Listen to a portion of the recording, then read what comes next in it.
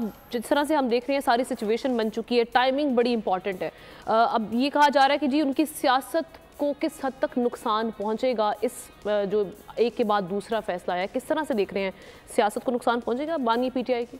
ये सवाल आपने मुझसे किया है। जी डॉक्टर साहब देखिए, ये अब जाहिर है अभी बड़ी ज़बरदस्त अच्छी बात की आपके ये जो शिराजी साहब हैं, उन्होंने काफ़ी चीज़ों को पॉलिटिकली, एक तो कानूनी तौर पर मैंने पहले ही कह दिया था कि क्योंकि आपने सवाल ऐसा किया है कि उसका कानूनी जवाब दूं, और मैं कानून, आइन, आर्टिकल को कोट कर रहा हूं। अगर उसका कोई रिप्लाई है तो वो भी आइन, कानून और आर्टिकल को कोट कर दे उसके मुकाबले में, तो अच्छा है, मेरी भी इस्लाह हो जाएगी।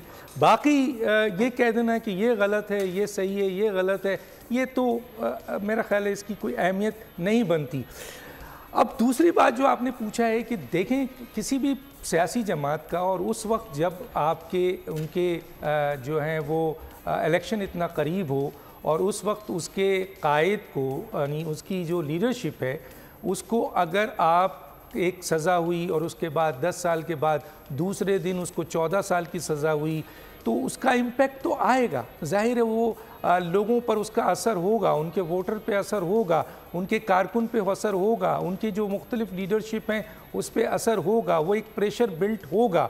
लेकिन अब सवाल ये पैदा होता है कि आइदर इसके लिए वो मेंटली तौर पर पहले तैयार थे, जैसे कि ये कहा जा रहा था कि इमरान खान साहब की तरफ से कि जी मुझे सज़ा हो जाएगी, या इनके लीडर्स कहते थे मीडिया में बैठ के कि इमरान खान को ये निकलने नहीं देंगे सज़ा, तो पहले से वो तैयार थे। आया वो अपने वोटर्स को इतने कम दिनों में इस बात पे कायल कर सकेंगे कि आया ये सज़ा है, लेकिन ये सज़ा ऐन कानून के मुताबिक नहीं है, और ये एपीलेट कोर्ट में, जैसे उनके एक बहुत अहम वकील ने कहा, क्योंकि 30 दिन के अंदर अंदर अपील करना होता है। अब 1.5 साल में यहाँ तो आपके जो अपील का सिलसिला है, अगर बेनज़ीर का मरियम का देखा जाए या नवाज शरीफ साहब को देखा जाए, तो वो तो आने के बाद हुआ, और किस तरह हुआ वो भी आपको पता है, और कितना अरसा चला। लेकिन बाज़ औक़ात ऐसा भी हुआ है कि अपील लगी है और उसका फ़ैसला फौरी तौर पर आ गया है। अब सवाल ये पैदा होता है कि इमरान खान साहब जो इस वक्त सज़ाओं में इस वक्त हैं, और नो डाउट कानूनी सज़ा है,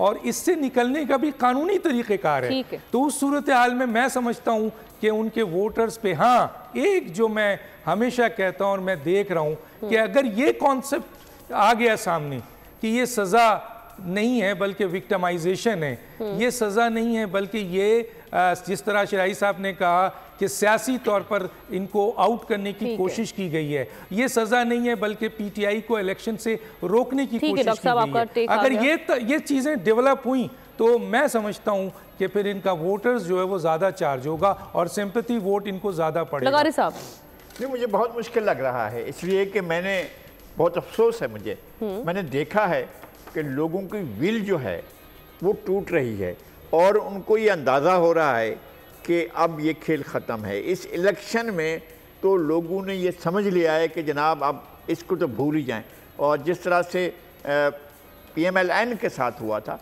PMLN जो है वो समझा जा रहा था कि जनाब नवाज शरीफ को सज़ाएँ होंगी, और सज़ाएँ हुई, और उसके बाद जो है उनका वोट बैंक भी टूटा, लोगों के अंदर मायूसी भी फैली, और मेरे ख्याल में इस जज्बाती वोटर जो है PTI का, उसके अंदर एक जज्बाती कैफियत मौजूद है, और उस जज्बाती कैफियत में मायूसी जो है वो बहुत ज़्यादा घर कर चुकी है।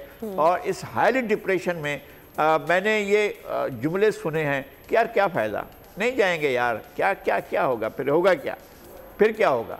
और मुझे नहीं मालूम कि और कोई केसेस हैं इस अरसे में, कोई और फैसले भी आने वाले हैं इन्हीं दिनों में, तो उसके असरात और ज़्यादा शदीद हो सकते हैं। जी एहतशाम साहब, आप भी समझते हैं कि वोटर्स में मायूसी होगी, PTI का वोट बैंक मुतासिर होगा, सियासत को नुकसान पहुंचेगा इन फैसलों के बाद? देखिए, दो चीज़ें आमना हो सकती हैं। एक तो जो लगारी साहब कह रहे हैं कि मायूसी होगी तो हो सकता है घर से ना निकले, दूसरा ये भी हो सकता है कि उसे गुस्सा है, वो कहे कि मेरे लीडर के साथ ज़्यादती हो रही है तो पहले नहीं जाना, तो मैं ज़रूर पोलिंग वाले दिन जाऊंगा, वोट डालूंगा, तो ये कुछ भी हो सकता है। देखिए, अभी हम सब जो बात कर रहे हैं, हम ना अफसोस का इजहार कर रहे हैं। मसला ये है कि ये सियासी लोग जो हैं, अभी नवाज शरीफ साहब ने एक ही मतीउल्लाह जान से इंटरेक्शन हुआ था, चलते चलते अदालत से पूछा उन्होंने, मतीउल्लाह जान ने नवाज शरीफ साहब से कि जी आप क्या देख रहे हैं जो इनकी सज़ा या इनके जो केसेस हैं।